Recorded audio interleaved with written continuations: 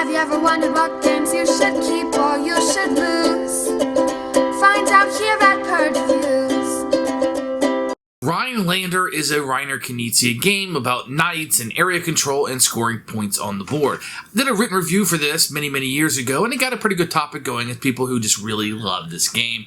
They played it early on, probably in the time period it was released, and they've continued their love for this game has grown over the years.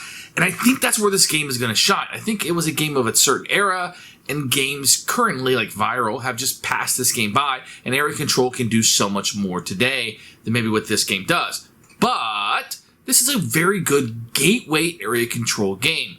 All you have is a card and for the number, and you can play it, and that's what area you can go into, or you can just discard a card and go somewhere adjacent to where you're already at. Very simple decision, right? That's this or that. But inside the decision, there are so many things and complex things that are going on, and Reiner Knizia is a master at this, and he finds himself doing it again. This is one of those games that built his reputation, and this is why. It's a very solid design, very simple decision scope, but inside that decision scope, you have a lot of different factors that go into the decision, which make it interesting. Even though you can only do one or two things on a turn, it's fascinating how much of a decision sphere comes out of that. And I find that very fascinating in this game. So there's different ways to score points and areas that you want to control, and all that is in there.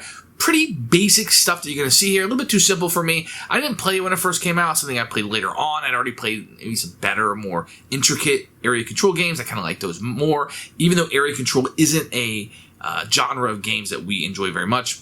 Quite honestly, it's probably one of our least favorite, but there are some that I like, and this is a simple one. I think this is a very easy to get into, very easy to teach, very easy to play.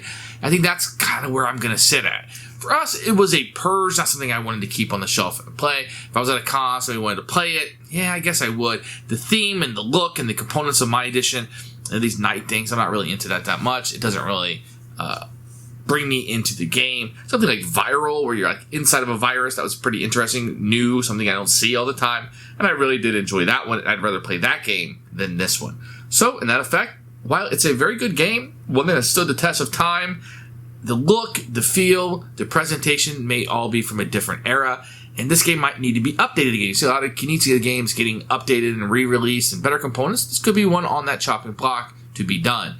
For us, with this edition, it's going to be a Purge. Here's Rheinlander by Reiner Knizia. It's a pretty big box, actually. This is a pretty big, gigantic box. You have some rule book, which we'll take a look at in a few minutes.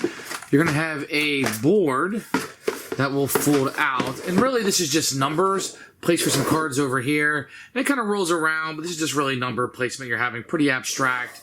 Part of it isn't even used over here, really. Nice little board. Nothing wrong with that. You're going to have some of these miniatures. Now, these are generic. And for the time period, I bet they were pretty good. For today's, not going to live up very well, but they are kind of cool. These guys on horses. Every color has the same, really, person in different colors. You're going to see some tiles here that you will have. Man, these haven't aged well. You can see they're only on one side.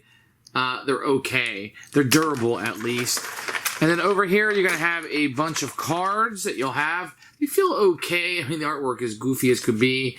The numbers are really all that matters. The little guys just repeated over and over and over again. These are fine for the time period. And then you're going to get some baggies that come with it. And then just this giant guy. Yeah. And then you're going to have a bunch of like these little circulars, the bastions that will be in there. These were popular in the time period. You don't really see these all that much anymore. But you have a ton of those for the different colors. Components are good. I mean, for the time period, they're pretty good. These tokens and things, you know, they are what they are for the time period. The miniatures, I think, hold up for what the kind of game it is. I think these pieces are, the quality is good. You don't see this too much anymore. And the cards are okay. This is probably a 20-year-old game, and they look fine. So here's the rule book. You're going to see it's very thick. The good news is it's multiple languages, not a whole lot. English is in the front.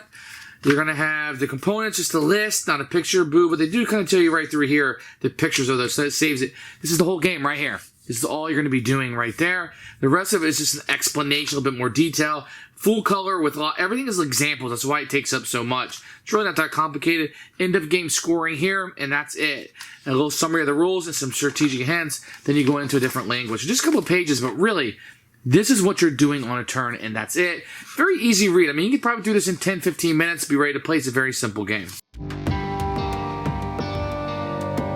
So for the most part, you're going to have 3 things that each player is going to have.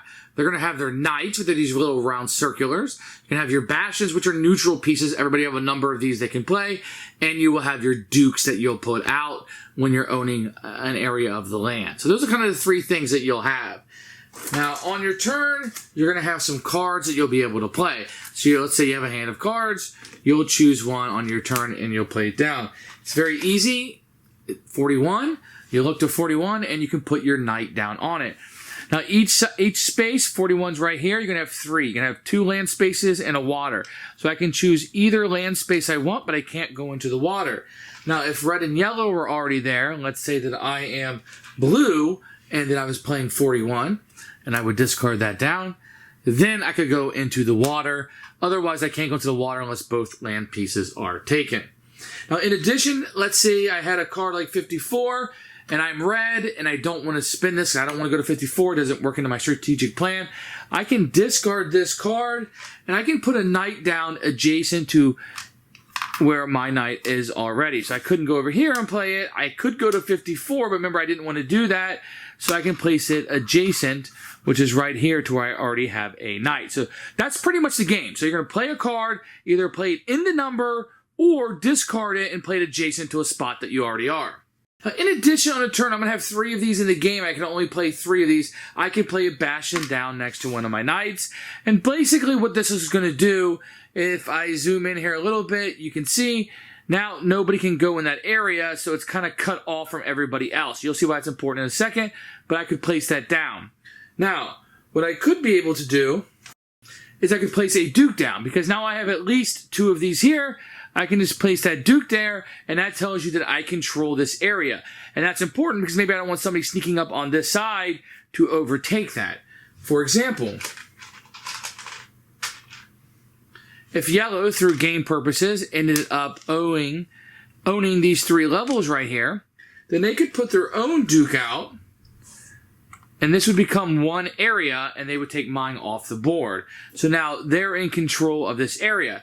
If later on down the road, red were to add 2 more to the board by game purposes, then you would see that there is 7 in this area, but 4 of them are by red. So yellow would come off, and now red could just be put in this area, and now he has that duchy, if you will.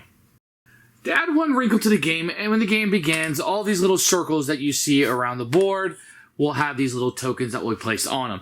They will all be face down, shuffled up, and randomly put out. I'm only putting a couple here to show you what happens. So the first time that you go next to a church, which is this yellow one right here, you would put a little marker on it to signify that you are in control of that church. Now, as the game progresses, whoever's in charge of the duchy, whoever has the duke here, will take control of the church. So later on, if yellow had taken it over, yellow would put it there, but now it's signifying here, 4 red, 3 yellow, red would have control of it. So when a duke has at least 1 church, you will get one of these bishop tokens. You can put it underneath the duke. It just signifies that you're in control of that bishop. If you hold more bishops than anyone else, you will get the archbishop token, which is this giant thing. This thing will allow you to have a special conversion power. When the player with the archbishop plays a card of an area which already contains a knight of other players, he can replace that knight with one of his own. So let's say yellow had this, and yellow wanted to get into that area there, and let's say it was blocked off with bastions just for illustration purposes. So yellow can't just build here. So what yellow's going to do, if he has the archbishop and he had a 45 card, could give it up and replace that area with his own. When one player has no more knights in their possession, then the game will end and you will score. You will score for each castle that's inside of your duchy, and each church that you have also, and every city that you have. Now, cities are worth different points. This one happens to be worth 4 points. If you have a departing duke, you get 1 point. For any independent duke remaining at the game end is 5 points. And if you have possession of the archbishop at the end of the game, that's an additional 5 points. Whoever has the most is the winner of the game. Who should buy this game? Fans of area control. So if you like area control, this is a definite good introductory way to start out with. If you know somebody who might like knights and this kind of theme, and this might appeal to them, and you want to get them into board games, this could definitely do that. It's definitely a gateway game. It's a lighter game. It's not to take anything away from it. You could play this for years, and people can really enjoy this game. But if you're looking for something that's maybe like, I'm going to dip my toe in area control, this could definitely be it. And I think the theme is going to have to be appealing to you also, although it's very abstract. Let me throw that in there. But you're going to be looking at the pieces and the artwork, etc. Do you like that? If so, I think it'll be a little bit more appealing to you. For us, it's a Purge. Just to have the staying power that we wanted. We weren't pulling it off the shelf. The theme does nothing for us. And the whole thing, which is not something we wanted to keep, but might be a masterpiece for you.